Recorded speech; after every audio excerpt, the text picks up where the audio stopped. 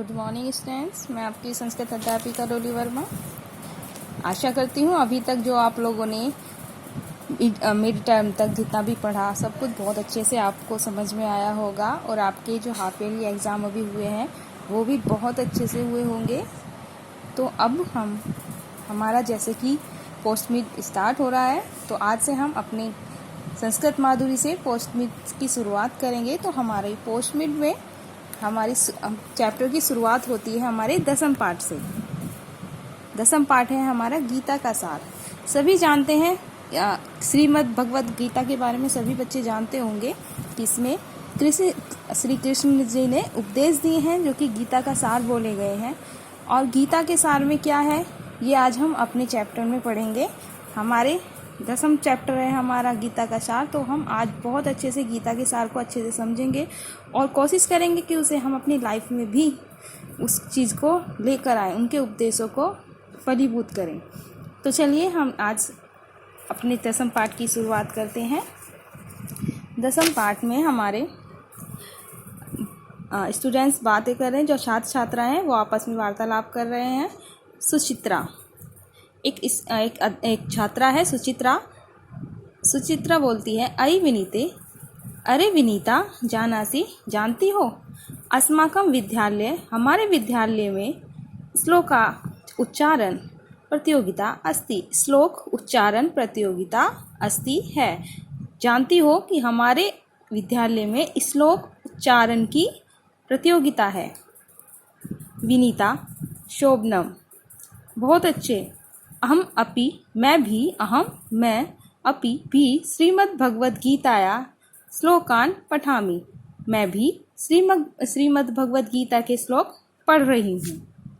सुचित्रा, तर्हि वदा, तर्हि तो वदा, कहो, श्रीमद् भगवद गीता ग्रंथस्य कर्ता कै, तो मुझे ये बताओ कि श्रीमद् भगवद गीता ग्रंथ किसकी है, इसके कर्ता कौन है या इसकी रचना किसने की है। विनीता, यतो हि एषः ग्रन्थः महाभारतस्य एव अंश, यतो वास्तव में ही यह ग्रंथ महाभारत एव ही अंश है। वास्तव में यह ग्रंथ भी महाभारत का ही एक अंश है। कौन? श्रीमद् भगवद गीता। श्रीमद् भगवद गीता में महाभारत के ही श्लोक हैं, क्योंकि श्री कृष्ण ने उपदेश जो दिए हैं वो महाभारत में दिए हैं, तो उसी से रचना हुई है श्रीमद् भगवद गीता की। अतः अस्य रचिता महर्षि वेदव्यास, अतः इसके रचिता महर्षि वेदव्यास हैं। अधुना आगच्छ श्लोकान् उच्चारणं कुर्वः, अब आओ श्लोक का उच्चारण कुर्व करें। अब आओ हम श्लोक का उच्चारण करते हैं।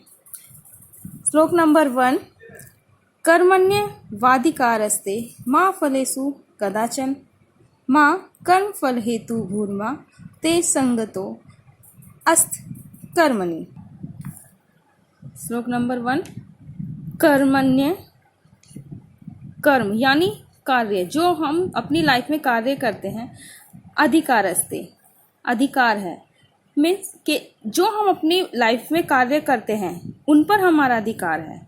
मा फलेषु कदाचन, पर हमें कभी उन कार्यों का फल की चिंता नहीं करनी चाहिए। मतलब ये कि हमें अपने कार्यों पर ध्यान देना चाहिए, ना कि उनके फलों पर, कि हमें उस कार्य का क्या फल मिलेगा। हमें अपने कर्म करते रहने चाहिए। माँ कर्म फल हेतु भूर्मा ते संगतो अस्त कर्मणि, अर्थात हमें अपने कर्म हेतु कर्म फल करने चाहिए, ना कि हमें यह सोचकर कर्म करने चाहिए कि हमें उसका फल प्राप्त होगा। अर्थात अगर हम ये सोचकर कर्म करते हैं कि हमें इसका फल प्राप्त होगा, तो ये हमें क्या होगा, नरक की आसक्ति होगी, यानी हमें उसका फल प्राप्त नहीं होगा। मीन्स ये है कि हम लोग भी बोलते हैं कि कर्म करे जा और फल की इच्छा ना कर। तो इस श्लोक में वही बताया गया है कि हमें जो कार्य करते हैं वो कार्य हमें उस आसक्ति पर करने चाहिए, इसलिए करने चाहिए कि हम दिमाग में हम ये ना रखें कि हमें इसका फल भी मिलेगा। हम अपने कार्य हमें करते रहना चाहिए। श्लोक नंबर 2।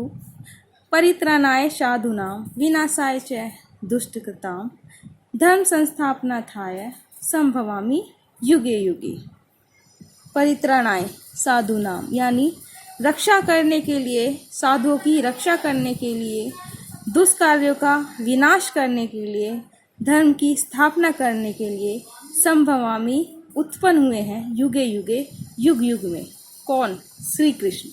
श्री कृष्ण बोल रहे हैं कि साधुओं की रक्षा करने के लिए, सरल लोगों की, सीधे लोगों के कल्याण के लिए, उनकी रक्षा करने के लिए, दुष्कर्मों के, दुष्कृताम यानी दुष्ट लोगों के विनाशाय विनाश के लिए, धर्म संस्थापनार्थाय धर्म की स्थापना करने के लिए संभवामि उत्पन्न हुए हैं युगे युगे। श्री कृष्ण बोल रहे हैं कि मैं इन सब की रक्षा करने के लिए, अच्छे लोगों की रक्षा करने के लिए, बुरे लोगों का विनाश करने के लिए और धर्म की स्थापना करने के लिए युग युग में बार बार उत्पन्न होता हूँ, बार बार जन्म लेता हूँ। श्लोक नंबर 3। त्रिविध नरक्षेद्यम द्वारम न आत्मानं काम क्रोध स्थिता लोभस्त मातेतत् त्रय त्यजेत। मीन्स के त्रिविध, 3 चीजें, काम, क्रोध और लोभ, इदम त्रिविधम, ये क्या है? 3 चीजें ऐसी हैं जो हमें नरक का द्वार दिखाती हैं।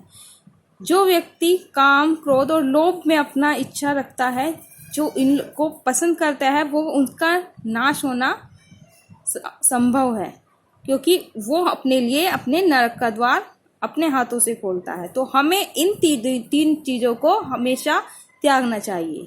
कभी भी अपने अंदर क्रोध, लोभ, काम की को नहीं लाना चाहिए, हमेशा इन्हें त्यागना चाहिए। यदाचरति श्रेष्ठ तत् देवेतरो जना स यत् प्रमाणम कुरुते लोकस्त अनुवर्तते।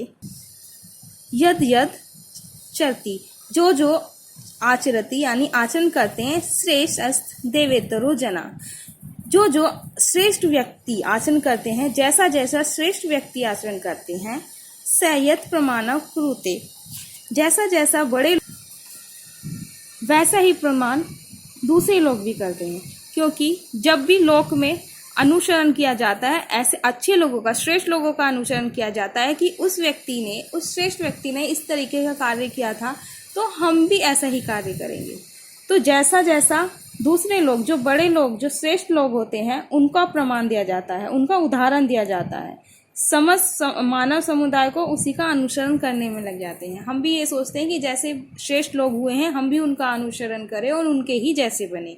तो हमेशा अच्छे आचरण का ही पालन करें। श्लोक नंबर 5। श्रद्धा वाला लभते ज्ञानम तत्परम सत इंद्रिया ज्ञानम लब्ध्वा पराम शांतिम आचरेण गच्छति। श्रद्धा रखने वाले, यानी प्राप्त करता है, जो व्यक्ति श्रद्धा प्राप्त करते हैं, ज्ञानम तत्परम सत्येंद्रिय, जो अपनी इंद्रियों पर अपना संयम रखते हैं, या जिसको अपनी इंद्रियों पर कंट्रोल होता है, ज्ञानम लब्ध्वा, वह ज्ञान प्राप्त करके परम शांतिम चरेण गच्छति। जो व्यक्ति श्रद्धा रखने वाले मनुष्य, जो श्रद्धा रखते हैं वो व्यक्ति, और जो अपनी इंद्रियों पर संयम रखने वाले मनुष्य होते हैं, साधन परायण होते हैं, और जो अपनी ज्ञान को प्राप्त करते हैं, ऐसे व्यक्ति ज्ञान मिलने पर जल्द ही परम शांति को प्राप्त होते हैं। मीन्स के जिन व्यक्ति को अपनी इंद्रियों पर काबू होता है, वो हमेशा ही हर काम करने की शक्ति अपने अंदर रखते हैं।